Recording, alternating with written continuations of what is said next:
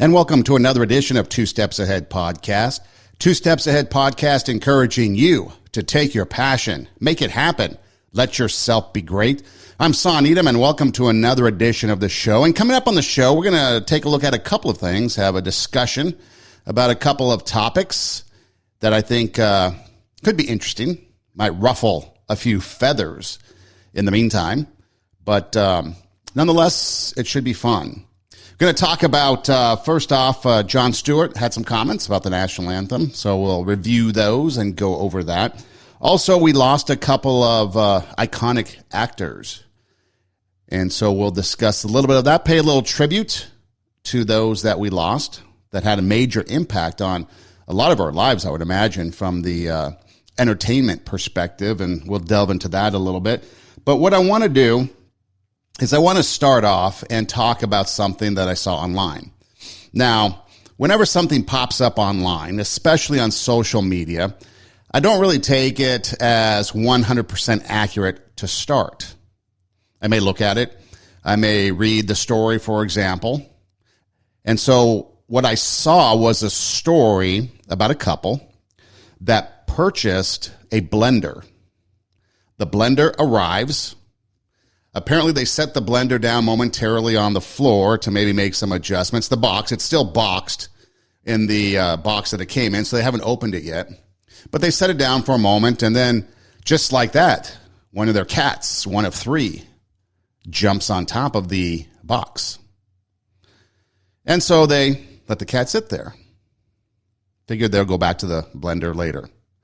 Well, apparently, as the story goes, the cats would take turns rotating and sit on top of the box, thus not allowing the people, the humans that purchased it, to get the blender because it would disrupt the cats. So the cats would sit there, and I guess this went on for a period of time, a lengthy period of time, maybe a couple weeks even, and the cats would just rotate, sitting on top of this box. Now, at first I thought, okay, as I'm reading the story, what comes to mind are two things. One, just move the cats. You're the human. Just move the cats out of the way and take the blender. But then I also thought, there are people out there that would not infringe upon the rights of the cat to sit on that box. And they would forego the blender for the cats to sit on the box. And so as I continue reading, it turns out that this couple has the smarts, I guess you can say, to realize that, yes, they could move the cat or the cats if they wanted to actually get into it, but they thought it was amusing, and so they wanted to play it out, and so it went for a period of a couple weeks, and then it went from there. But got me thinking, in society today, with all the issues that we have going on, people do put a lot of value on their pets, on animals in general. And do we do it to an extent that it goes beyond what is required? What do I mean by that? So there was a survey, and I heard about this survey years ago, and I'm sure you might have heard of it in some variation or another. But the question was asked, if your pet dog, let's say, was in a situation where, let's say, a bus was coming down the street in some peril, and you only had the choice to save one, either your pet dog or a stranger, a majority of people would pick their pet dog. And so the value of pet life has now superseded that of human life. And there's various research studies out there that have done this. I'm sure, like I've said, you've probably heard of this in some fashion or another. There was another study, and I don't want to rely on that study too much because I couldn't find a whole lot of information about their methodology, but it talked about how when they would pose this question, let's say, I think it started out as a French tourist and your pet, who would you save? And the pet was the predominant person or the predominant object, let's say, that would be saved. And then they said, what about a stranger in your town? Not a foreign tourist, but maybe a stranger in your town. Would that make a difference? Well, stranger, maybe not. Maybe it picked up a couple extra votes, but the pet would still be saved and the human would be perished. And then as it started to add these scenarios, okay, now it's maybe your neighbor down the street that you don't really know, but you kind of know, you kind of see, you kind of wave as you drive by, and start adding value as to the human life, as to how you know them, the relationship. What if it's your friend, your best friend? Then what would you do? And as they started to add kind of this value of the person that was going to be saved versus your pet being saved, it kind of changed a little bit, but there was still an overwhelmingly number of people that would save the pet over human life. And so when you take it to the streets, this is what you get. So if a bus was hurtling down the street, Yes. and it was going to hit either Yes. a foreign tourist or one of your dogs, and you could only save one, which would you save? My dog. And you can only save one. Who do you save? I gotta save my dog, Butterball. My dog. I gotta save my dog. I'm sorry. The dog. Either a foreign tourist or Molly. Who do you save? Molly. What do you think the human would say? Well, they would be hit. What country?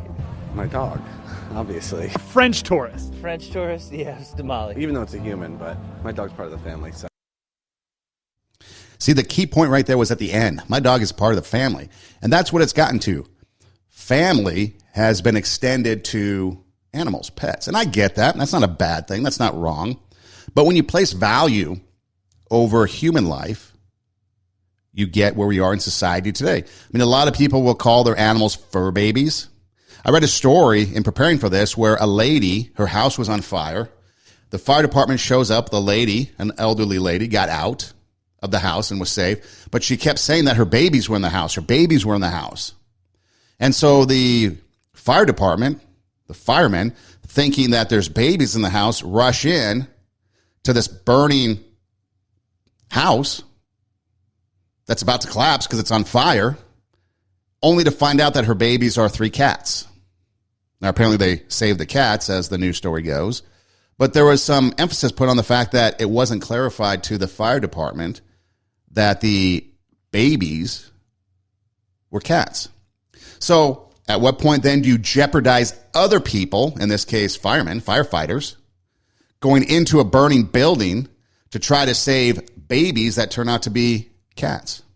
Now, of course, if you can save the cats' lives, that's fine. I'm not against that. I'm not against saying, oh, we should not have cats and save cats and do away with dogs and all that. But at what point do you value human life over animal life? I mean, there's a lot of stories out there where people will, in the name of animal rights, will do bad things to people. You know, they'll go into these experimental places. You know, there's a big controversy about using animals to kind of experiment on when it comes to different types of vaccines or drugs or, you know, the medical profession, research. You know, research is a big thing that utilizes laboratory rats, for example. And then at what point do you value animals? I mean, laboratory rats, are those okay? Do we get rid of the laboratory rats? And so we say, okay, they can be used, but we can't use chimpanzees, for example. So at what point do we draw the line? And so 2/3 of Americans, on the average, when I was taking a look at all these different studies that were out there, 2/3 of Americans on the average would sit there and save their pet. Now, another poll suggested that 90% of people that do own, let's say, a cat or a dog, you know, some sort of domesticated animal, refer to them as a member of the family. Again, you go back to that fur baby. Do you have fur babies? They allow them to sleep in the bed. How many times have you heard stories or maybe seen it online where you've got the dog owner and the dog owner is going to go to sleep in the dog owner's bed, the human's bed, and it sleeps on this little sliver of a mattress, and the dog has the rest of the king-size bed. And the human will sit there, the person will sit there and try to sleep on the sliver size of mattress and let the dog have the rest of it and then complain about it. Move the dog. I'd have no qualms with moving the dog out of the way. Now, if it was a baby, they put him in the crib. Sometimes babies will sleep in the bed, and you can go on social media and see all those cute baby pictures. Oh, baby's going to bed because it's, mom's time to sleep in the bed, or I need a peaceful night's sleep, or whatever the case may be. So The human, the baby, has a crib, and you will put the baby in the crib to get a good night's sleep, but you won't move the dog. I just find that fascinating. They dress him up. I think it was during Halloween. I think I read that the animal costume, especially like dogs, the Halloween costume business for pets became like a billion-dollar industry or multi-million-dollar industry in the last couple of years because people go out and get these costumes for the pets. Again, no problem with that. But at what point do we start to draw the line with valuing humans versus valuing animals and pets? You know? I mean, thinking about the non-human, which is the pet or the animal, and giving it humanistic qualities. You know, in California, there's a yearly outbreak of wildfires, unfortunately. And every year, animals are involved. You know, animals have to flee the fire. And humans, because we have a natural disposition towards compassion, we might see wildlife and try to rescue wildlife. One story in particular that hit the news was, I guess it was like a rabbit or something. There's some baby rabbits or something on the side of the road, and some people tried to rescue the baby bunnies or something, you know, from the fire. And that's fine. But here's the situation. The wildlife people, you know, the game and fish, the fish and game people, those that are in the know, said you can't intervene because the animals have a way of protecting themselves. The animals have a way of going someplace, getting out of there. Now, sometimes that's not always the case, but when we intervene, sometimes in that wildlife, we intervene and it only causes matters to get worse, even though we have great intentions. How many times is it, you know, you can't touch a baby whatever because it might have human scent and the mom neglects it. You know, that's something that's out there that people believe, but then others will intervene. But we got to remember that animals have instinct too. They know what to do in those situations. But see, so there's some times where we sit there and we will put more emphasis on saving the pet, saving the animal, than we will saving the human. And we'll do that in the name of veganism. Get some radical people out there doing some radical things, causing injury to people to save the animals. There was another montage that I was going to play, but this montage was a lot better. But it was talking about how they asked a girl about that. Would you save the human or the animal? And she said she would save the human only because it would give that human an opportunity to go save more animals. So it wasn't even valuing the human life. It was valuing animal life, and you would save the human so the human could go save more lives. So how have we gotten this far? Where have we come to? How has it gotten to the point when humans have become devalued or have the equal value of animals? Our secular post-Judeo-Christian society has rendered human beings less significant than at any time in Western history. First, the secular denial that human beings are created in God's image has led to humans increasingly being equated with animals. That's why, over the course of 30 years of asking high school and college students if they would first try to save their dog or a stranger, 2/3 have always voted against the person. They either don't know what they would do, or they actually vote for the dog. And many adults now vote similarly. Why? There are two reasons. One is that with the denial of the authority of higher values, such as religious teachings, people increasingly make moral decisions on the basis of how they feel. And since just about everybody feels more for their dog than for a stranger, many people simply choose the dog. The other reason is that once you get rid of Judeo-Christian values, there's no reason for elevating human worth over that of an animal. So that could be one possibility as to why we have arrived to where we're at. I mean, think about it. When we devalue humans, we look at them less. Our feelings towards other things increase, like maybe our pet. But when we start to devalue human life, and we look at them as non-human objects, there's numerous examples in history where this has taken place. I mean, think of the Holocaust. 6 million Jews being slaughtered by the Nazi regime in those concentration camps. Think about other genocides that have gone on. How many times we hear about genocides going on, let's say, in the continent of Africa? where one sect or one group of people, one tribe, one religious belief, they think they're superior over the others, so they go in and they slaughter them. I mean, the Chinese, they have all those Uyghur people that they've rounded up and put in concentration camps. They devalue that human life.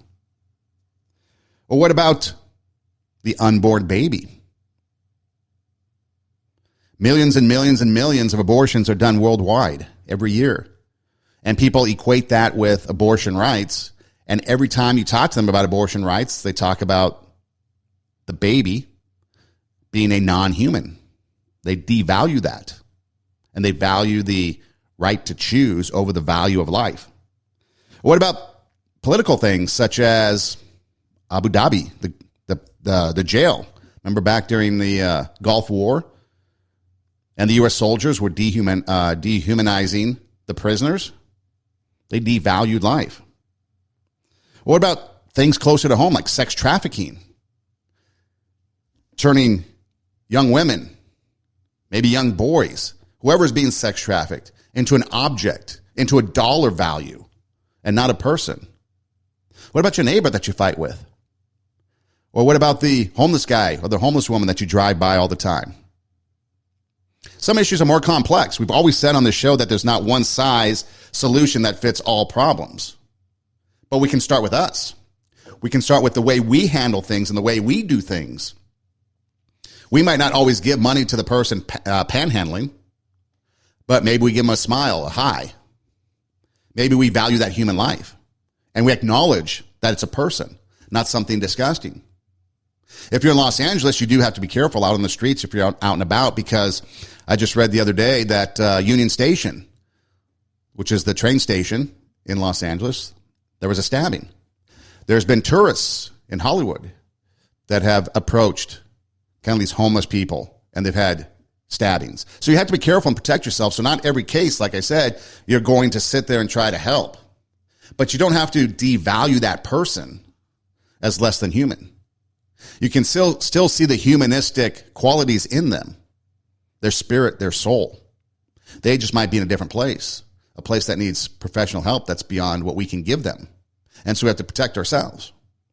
We might look at that neighbor that we don't like because we have a fence line issue with them, and we want to get back at them. Politicians are huge at not looking at the value of human life. They just look at the value of their pocketbook, how much they're making.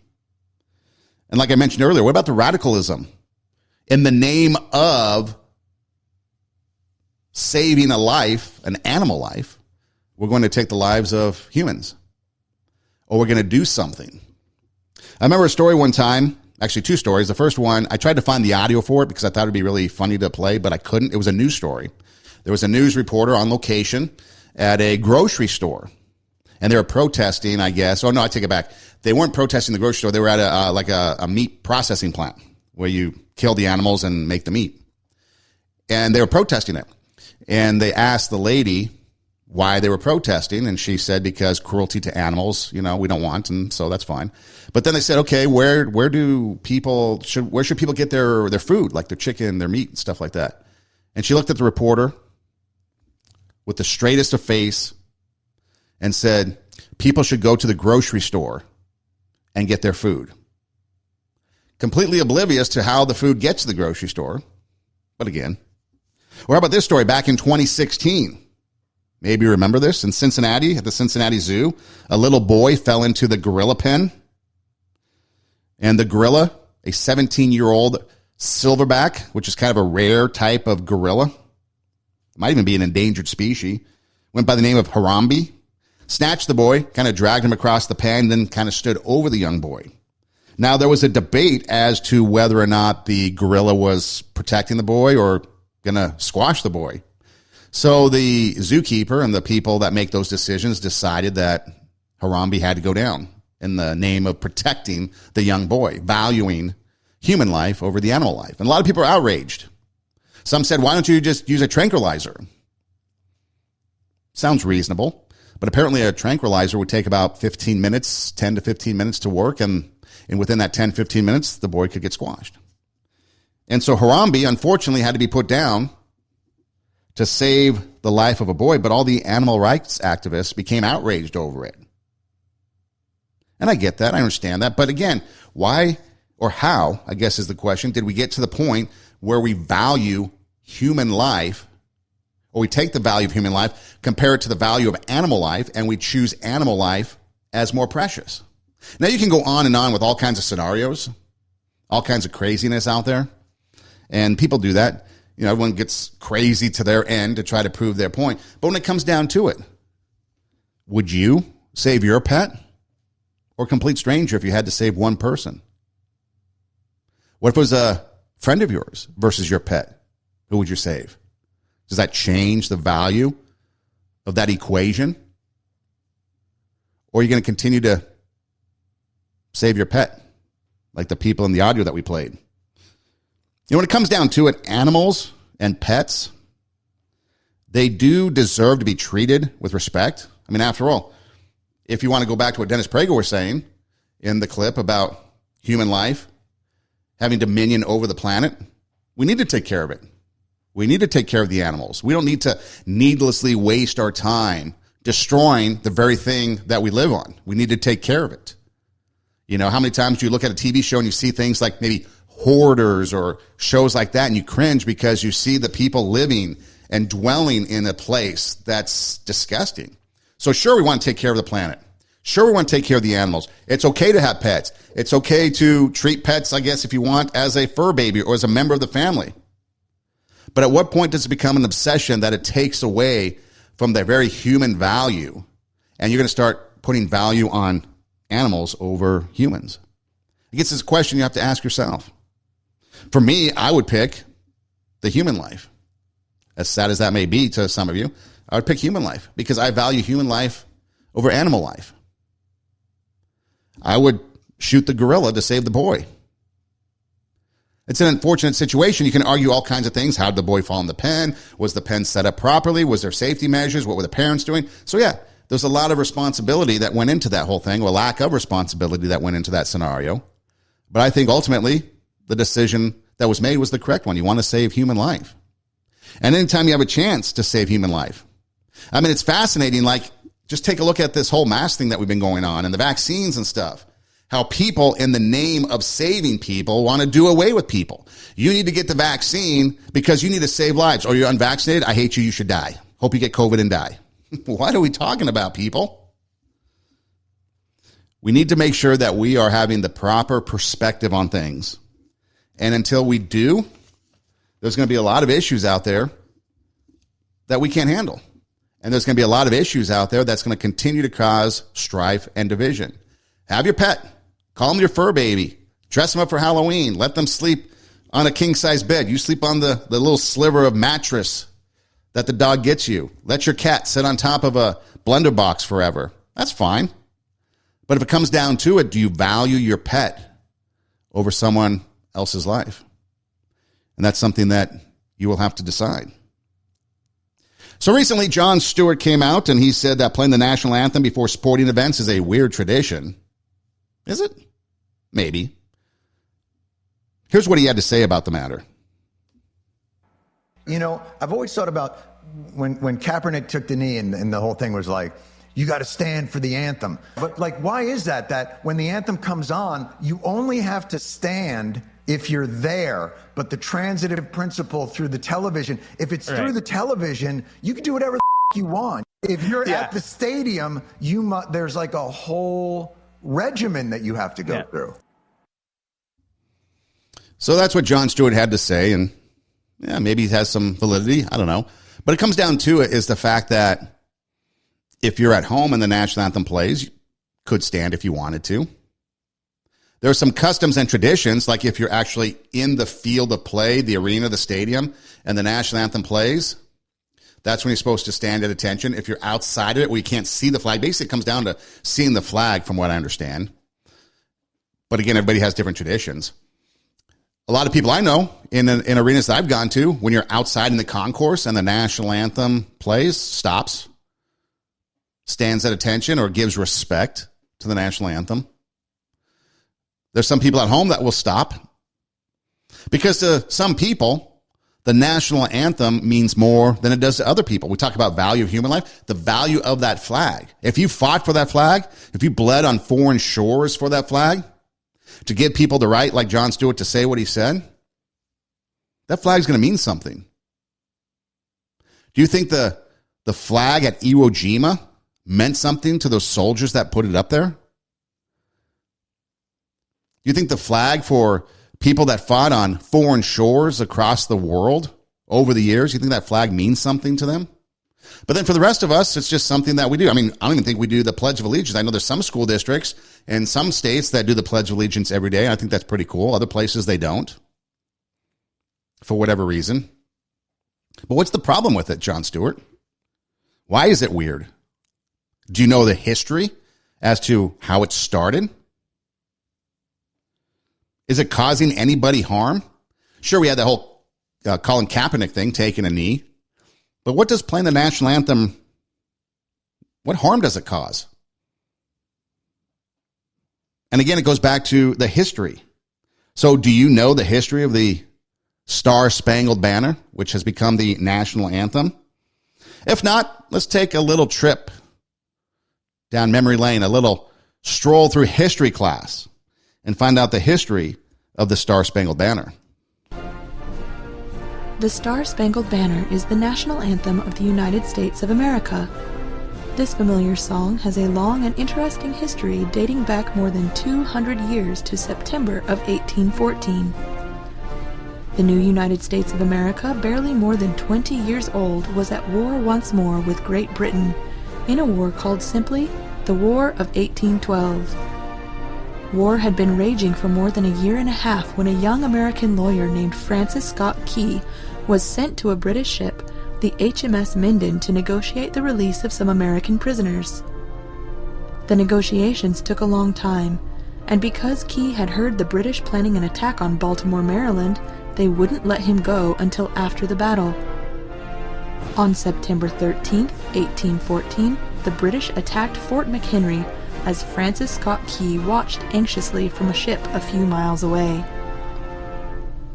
The battle was so fierce that Key was worried that the British would win. As the sun set, the sky turned red, giving a last glimpse of the American flag as the battle continued into the darkness. The fight raged on all through the rainy night, but once the rockets' red glare and bombs bursting in air stopped, Francis Scott Key could no longer see which flag was flying above the fort. It wasn't until morning, as the early light of dawn revealed the aftermath, that he could see that the American flag still flew, meaning that they had not been defeated. Key was so inspired that the next day he wrote a poem on the back of a letter he had in his pocket, and on September 16th, he was released in Baltimore, where he completed his poem. It was originally titled Defense of Fort McHenry, and was printed in newspapers from Georgia to New Hampshire. The poem was set to music, and various versions became popular, but it wasn't until 1889 that the song was first adopted for official use by the Navy.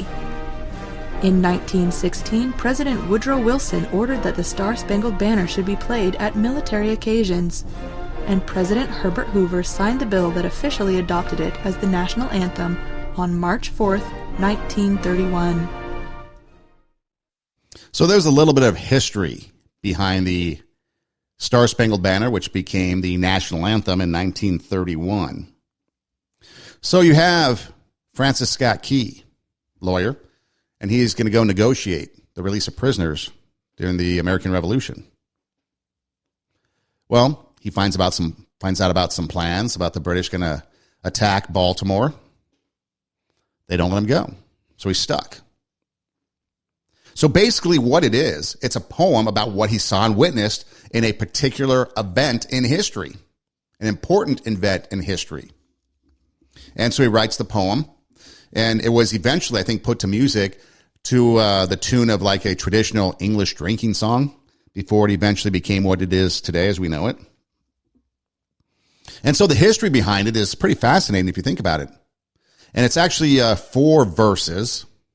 We only know the first one, but there's 4 verses to it, so you can check it out if you want, do your own research and look at it. But that's the history of the national anthem, the Star-Spangled Banner.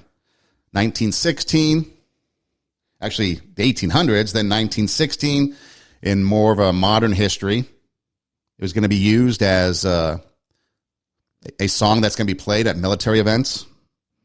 And then in 1931 became the official national anthem.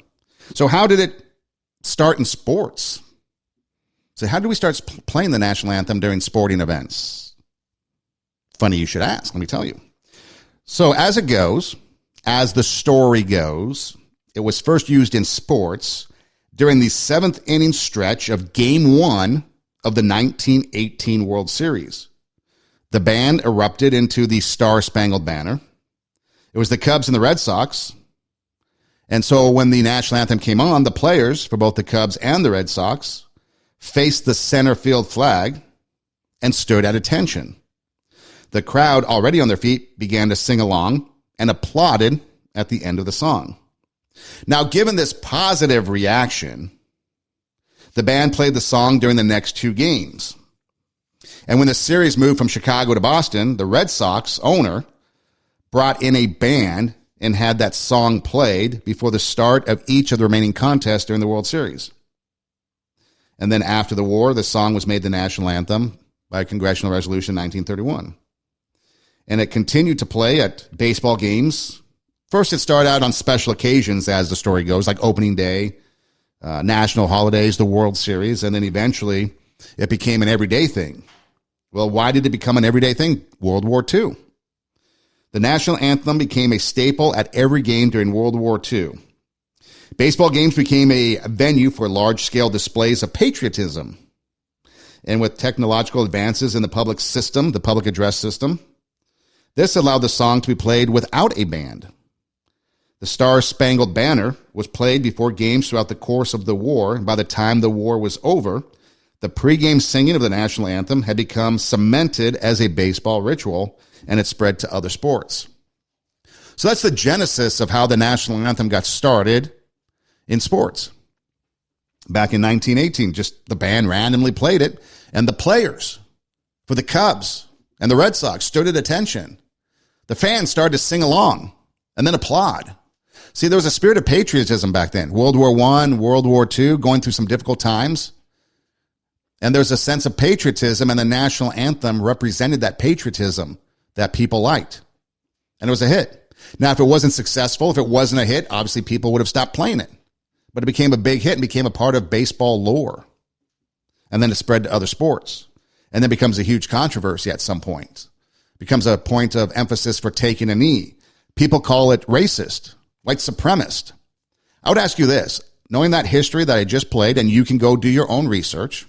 Here's a poem that a guy who went to free some prisoners from the British was basically taken captive himself for a while, witnesses an event, writes a poem about said event, and it gets published.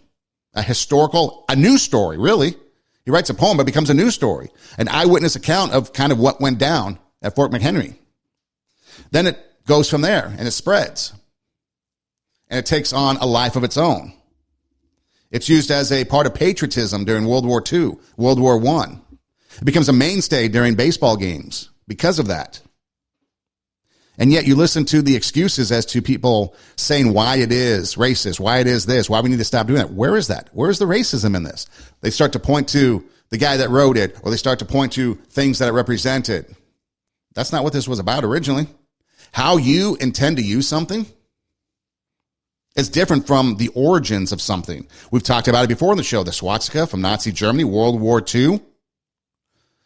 A sign, a symbol that now represents hate. Okay? Originally, it started out prior to the Nazi use of that swastika as an Indian peace symbol. So Nazi Germany took something that was represented peace, and now it became a symbol for hatred. So the origins and the intent, or the original intent, are one thing. How people use it are another thing. You can look at the cross. A lot of people use the cross as a religious symbol. Other people have used it for other things.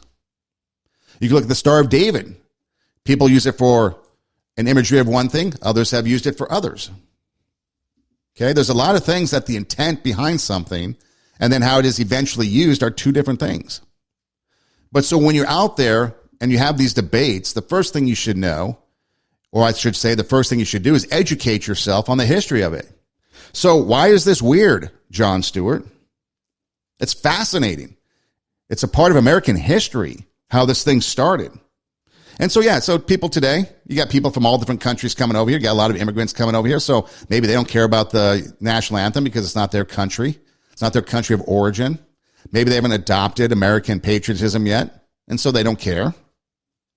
There's arguments about other countries that don't play it, like Premier League soccer, and other countries don't play it. Well, they do at the Olympics. When someone wins the gold medal, they're playing the national anthem. But so what? Nobody else is doing it. Doesn't that make America that much more unique and special? Because we're not doing everything the rest of the world is doing? See, I find it okay that we play it. I think what's more important is that we remember not only the history. I mean, think about all the wars that have gone on. World War I, World War II. That's the main point of this story for the national anthem. But think about the American Revolution. And then you have the Civil War in there. And then you have the Korean War. And then you have Vietnam. And then you have 20 years or whatever it is of Gulf War, Afghanistan. People have fought, bled, and died under the cover of that flag, so that someone like Jon Stewart can sit there and have the freedom to say what he wants about the flag. I mean, the Olympics are taking place in China shortly, and everybody is recommending that the athletes use burner phones. There's concern about the security and safety of athletes going to China because of things that you might say, things that you might take part in. That's not freedom. Look at all the other countries where there's no freedom to say and do some of the things that people say and do. The people that say and do things that say the flag is racist, it represents white supremacy, try saying something like that in China and see what happens to you. Not very good. And so when you take a look at this thing, whatever your opinion is, whatever you think of playing the national anthem before a sporting event, I would first off ask yourself where you're at, because depending on where you are in this country, it's going to change your perception on things. If you're in the heart of America, the heartland of America, mostly between the Appalachians and the Rockies, the national anthem is pretty prominent. American patriotism exists pretty prominently. On the coast, not so much. Living in LA, don't see it too much. See it, the Dodger games and Kings games and stuff like that, but at the local levels, not so much. It's still there, but it's not as rampant as other places. What's your background? What's your nationality? Where do you come from? That might influence. Who do you listen to? Who are the people that are feeding you information? Is that affecting how you think towards it? Because that's the big thing. The big thing is a lot of people don't know about something. They're just told. And we know from social media, doing shows on social media, that misinformation spreads 6 times faster via Twitter than any place else. And I'm sure with the rise of TikTok and places like that, a lot of information, misinformation getting thrown out there. So who are you going to listen to? So as you sit there and you go and listen to the national anthem being played and you hear people talk about it and you hear people have conversation about it, know the history. Know the history of where it came from. Know what it was about and the evolution of how it came into play. And you might have a better understanding of what the national anthem means and represents to people that have fought, bled, and died for it, so that you can say whatever you want about it and have freedom to do so. As we start the new year, unfortunately, there are a couple of people, iconic actors, that are no longer with us. Betty White being one of them. She passed away at the age of 99. She was the recipient of 8 Emmy Awards in various categories, 3 American Comedy Awards, 3 Screen Actor Guild Awards, a Grammy. She has a star in the Hollywood Walk of Fame and was inducted into the Television Hall of Fame in 1995. She was on Match Game. I used to watch Match Game. on the Game Show Network. She was on there for a while. Golden Girls might have been one of the areas that, or one of her bodies of work, I guess you could say, that presented her to a younger generation and got a whole new group of people liking her and following her. Hot in Cleveland might have been another one. A movie like The Proposal with Sandra Bullock, Ryan Reynolds. So she's done a lot of iconic things, and she's been able to find things during different parts of her life that have introduced herself to a whole new realm of people. I think that's why she became so beloved. But Golden Girls was one that I guess a lot of people really started to kind of recognize her, like a new generation of people. And so I thought it'd be fun to play maybe some of the greatest or the better moments of Betty White on Golden Girls. And she was Rose on Golden Girls. Someone was actually able to deceive me once. Do tell, Rose. St. Olaf's most famous OBMAG. What's that? Obstetrician magician. The amazing Shapiro. He delivered Bridget. But it was so confusing. It's a girl. Now it's a dove. Now it's a glass of milk. I don't know how he got her in that deck of cards. But there she was, right after the King of Hearts. Is this your baby? Miles is my dancing partner at the ballroom. Oh, yes, and tonight, we were the king and queen of the rumba. Olay. I made dessert. Damn. What'd you say, Blanche? Yum, I said yum. Rose, is this another one of those Scandinavian Viking concoctions? Yes. It's called Gnurkenflöten cake. It's an ancient recipe, but I Americanized it. Yeah, so one might say you brought Geflurkenerken into the 80s? Yes, but I'm not one to blow my own Vertuvenflügen. I can't even reach mine. I knew I never should have gotten involved in this mother-daughter pageant. I just wish I'd known how to say no to it. I know what you mean. I should have said no to the Miss St. Olaf beauty pageant. It was 1951. That was the first year they let humans enter, too.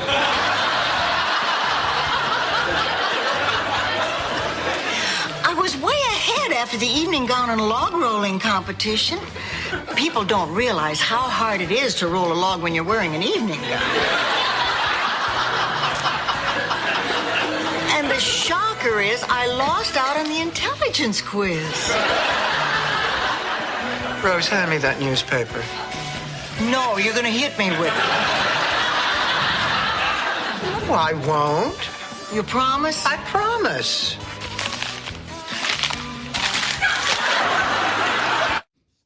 So a little taste of Betty White there and the Golden Girls age and how different from the 80s to today, people in their 50s, 55, 60, retirement, doing things differently than what the Golden Girls did.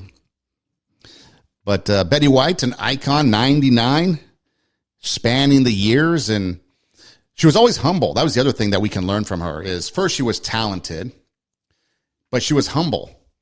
Anytime she accepted an award or anytime someone asked her about her accomplishments, you know, she was always kind of a humble person. And I think we've lost that today. A lot of people in this narcissistic world, me first, but she was putting other people first. You know, she was out there helping the animals. We talked about animals earlier and the value of animal life. Betty White was somebody that loved animals. She said she'd be a zookeeper or maybe working with animals if she wasn't an actress. And so it's okay to love those animals. It's okay to love Betty White. It's okay to mix the two. But when you look at what she's accomplished and what the impact she's had on a lot of people, it's pretty amazing. Something that we might be able to take from her is that we can be humble in our successes. We can be kind to others. We can be kind to animals. We can help others. You know, the work that she's done in charity and things like that has done a wealth of good for a lot of people. And so to recognize her dying short of her 100th birthday, a lot of people were sad about that. But she lived a long life, and benefited a lot of people, helped out a lot of people, and I think it's something that we can all learn from. We might not achieve her accolades in the public eye, but in our communities, in our neighborhoods, the people around us, we could probably get our stars on their walk of fames or be inducted into those persons' individual hall of fames just by the way we treat them, by the way we value them, by the way we look at them and give them worth and do what we can to impact their lives for the benefit. Take that greatness within us and bring it out and raise the standard so that others around us then raise the standard. The other person that we lost was Bob Saget. He was 65, was probably best known for the role of Danny Tanner on Full House. He was also the host of America's Funniest Home Videos and did comedy, a lot of comedy. And he was in some other movies like Half Baked and stuff like that, but probably best known for his role as Danny Tanner in Full House and then Fuller House and so on. But here's a clip that I want to play that pretty much embodies what Danny Tanner was about and the reason why the character became so real to people. You know, a TV dad became one of the greatest TV dads. A lot of people looked up to Danny Tanner, even though a fictitious character, but because I think it was the sincerity behind Bob Saget that he brought. It was like Bob Saget believed in the things that he was sharing with his TV daughters on the show. And this clip is one in particular. DJ, we have to talk. You don't understand. I don't like the way I look. I want to look like these models. Why? Because they're beautiful. Well, so are you. Oh, yeah? Well, show me one girl in here with this round face and these Charlie Brown cheeks. Honey, people come in all different shapes and sizes. Everybody wishes they could change something about themselves. Heck, when I was a kid, I wished I could have been more like that guy on The Incredible Hulk. You want to be a big green monster with muscles? No, not him, the other guy, the guy that turned into the Hulk. He was just nice and average. He wasn't too tall, wasn't too skinny. He didn't stick out like I thought I did. Then I realized he didn't have it so easy either. Every time he lost his temper, he had to buy a new shirt. Well, you made me smile, but there's still no way I'm wearing a bathing suit in front of my friends. Okay. Let me ask you a question. Why do you like your friends? Because they're nice and we have fun together and we do stuff for each other. Not because they all look like models. No. Maybe that's because deep down inside you know that how a person looks on the outside isn't nearly as important as who they are on the inside. Right? Right. A life lesson that we can all learn. And because of his sincerity, and because I really believe he meant those type of things that he was saying on the show, it came across and a lot of people would listen and take those lessons, becoming one of the all-time greatest TV dads. I think back over some of the shows and TV dads I watched. Now, fortunately for me, and it's a topic we're going to get into in another episode, but fatherhood and dads. Fortunately, I had a great dad that was in my life the entire time. He was there coaching baseball. He worked hard, taught me a lot of values, a lot of ethics. I did a show with him recently about his time in Vietnam, and it's a couple episodes back. You can go to radiowarp.com, and you can see and listen to the episode. You can learn a lot from that episode, too. But some of the TV dads, you think about it, there's a lot of people out there that did not have fathers growing up, and they would have TV, and they would watch television shows, and the TV dads kind of, I don't want to say became surrogate dads, but a lot of people look to these TV dads for influence. And I think back to some of the ones growing up. You had like Charles Ingalls from Little House on the Prairie. I know some of you might not know what that is, but it was portrayed by Michael Landon. And again, all these fathers were teaching life lessons about honesty, integrity, being a good person, doing the right thing, raising the standard, bringing out your inner greatness, helping others. You know, Charles Ingalls' Little House on the Prairie was probably one of the first TV shows that I watched. I read the books and then started watching the show. You think about Mike Brady from the Brady Bunch, more of a comedic show, but still the values, the lessons that were being taught through that comedy were still of those: honesty, integrity, doing the right thing. You think of Philip Drummond from Different Strokes, you know, Conrad Bain portraying Philip Drummond, and the lessons that were taught and learned in there. And at the time, it was probably pretty controversial. You had a white father adopting two black kids, and a lot of lessons to be learned. If you've never seen the show, look for it, find it, because it's a funny show. Gary Coleman and Todd Bridges, Dana Plato. And so, again, just another dad that was out there growing up that people would watch. What about Howard Cunningham from Happy Days, portrayed by Tom Bosley? Or even go way back to the black and white days of TV. Andy Taylor from the Andy Griffith Show, portrayed by Andy Griffith. You know, so there's a lot of dads out there on TV, and there's some more modern ones too, I'm sure. I just don't watch a lot of TV anymore. But they taught the lessons of life. Now we get people like Homer Simpson and Al Bundy. Probably not the most, or probably not the best example of parenthood, fatherhood. But I know it's comedy. I know it's TV. But again, the importance of fathers is a big one. Having an absent father can cause all kinds of issues for people growing up. And again, we're going to delve into it a little bit more in another episode. But in case you don't notice or you don't realize the impact, I found this poem that was put out there that kind of describes exactly what it's like for some of these kids growing up without a father.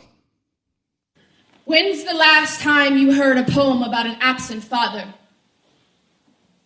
And if you can recall the answer to that question easily, well, that's the problem. That's why many of us ran into the warm arms of poetry. Why many of us found life within the boundaries of a page, of a space, of a blank array to create the man we wanted to know. Our storytelling started while we were old, but young in flesh. Young at heart, curious about why we were left. They could have been Supermans or presidents, artists or veterans, anything to distract us from what the ugly truth could be, that maybe he just didn't want me. So we wrote, and we wrote, until lies became truths and planks of wood became boats, became the tool that kept us afloat to survive within this beautiful lie, to protect us from the storms that our mothers hated to hide, pulling back the wool over our eyes, trying to show us that this is simply life. And this is not how you are defined. Instead, we took that advice and created something from nothing. Because a child with no father is nothing but a refugee searching for a place to call home. And the moment that your father is absent is the moment that you have no place to belong. We have no place to belong. We are walking halves with missing cultures. We are thirsty vultures trying to finish the other side without peeking before it's finished, though. And by the time we have grown into adults, we look like Picassos. Two faces with different perspectives. The face forward, confident detective of identity. The other looking to the side, trying to figure out why me. The color choice especially. Because we have been made up of colored oil that hasn't reached its full term. Term oil that churns and churns until gray is a palette that breathes. Because although we are full with so much vibrancy, it's really the gray that matters underneath. Because that gray resembles uncertainty, and that goes back to he, to him, to the man we call father, to the one responsible for bringing us into this place. And his responsibility is something that he chose to erase, which is why we erase lines and rhymes that don't fit. We are our fathers. We are using their gift to create something beautiful, share it with the world, and then exit. Pretty powerful. Kids without fathers. Fathers, do you value your kids? Do you value their mother? Again, it goes back to what we talked about in the beginning of the show. We compared it to pets, kind of in a tongue-in-cheek conversation. But what happens when we start to get into something more serious like this? Fathers and kids. Do you value your kids?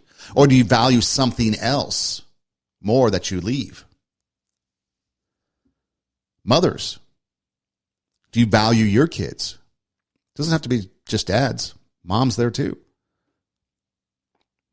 And you can see just from that example, that poem, that absent fathers, who I want to direct this conversation right now to, there's a big impact, a big void that's left if you're not in your kid's life. And so it's time that we step up and take that responsibility back and value the life of our kids, value the life of the young ones. If you don't have kids, maybe you value the life of somebody and be a mentor, be a big brother. But something to think about. Because without that father figure in a child's life, the result is what you heard from that poem. And as we go, I want to leave you with 1 minute of motivation. The biggest poison in us is regret. I think there are a lot of people that have dreams and aspirations of things that they always wanted to do, but it wasn't the right time, or they didn't have enough money, or they didn't have enough experience. It's never the right time. You're never going to have the right experience. And all of a sudden you wake up and you're 70. And you're like, God, I wish I could have done it. It's what you don't do that screws with you later on. I get one shot at this life. This is it. And I don't want to go through life being the 80% version of me. I don't want to look back and be like 77 and be like, I didn't do that. There's so much I want to do, and I love life so much, I don't want to miss it. Do you love life so much you don't want to miss it? Live with no regrets. Take your passion. Make it happen. Let yourself be great. Well, maybe it's time you start doing that. This is Two Steps Ahead Podcast, encouraging you to take that passion, make it happen. Let yourself be great. Bring out that inner greatness in you. Raise the standard so that you can inspire others and be the example that others see in you, so that they raise their standard. They bring out their greatness, and then it perpetuates, becomes addictive. And more people want to do it, be in the in crowd. And the next thing you know, we're valuing human life. We're valuing our kids. We're valuing properly the pets and animals that we have. And we work together to have a harmonious world that we live in, so we can make things better for everybody. You can find us on Instagram. The show page is at Two Steps Ahead Podcast, TWO, Two Steps Ahead Podcast. And then my personal page is at Edem Rocks, EIDEMROCKS. You can also be old school and email the show, twostepsaheadpodcast@gmail.com. If you go to the Instagram pages, there's a link in the bio that brings you to a lot of things like the swag shop, where you can get cool merchandise for the show. It also takes you to radiowarp.com, radiowarp.com, which is where you can find previous shows, which you can find and listen to, either watch via video or listen via audio to previous shows. You can go to our YouTube page, subscribe to our YouTube page, our SoundCloud page, and never miss a show. You can download the audio from our SoundCloud and take it with you. We're also anywhere you listen to podcasts. So if you have a favorite platform like Spotify or Apple Podcasts, etc., we're there. Or you can just Google TWO, Two Steps Ahead Podcast, and we show up. But radiowarp.com is the best place to go to find out about all things Two Steps Ahead Podcast. That's radiowarp.com. Hey, thanks for being with us. We appreciate it. Do tell a friend if you think this would benefit somebody. Pass it along. We'd greatly appreciate it. And until next time, Two Steps Ahead Podcast, encouraging you to take your passion, make it happen, and let yourself be great.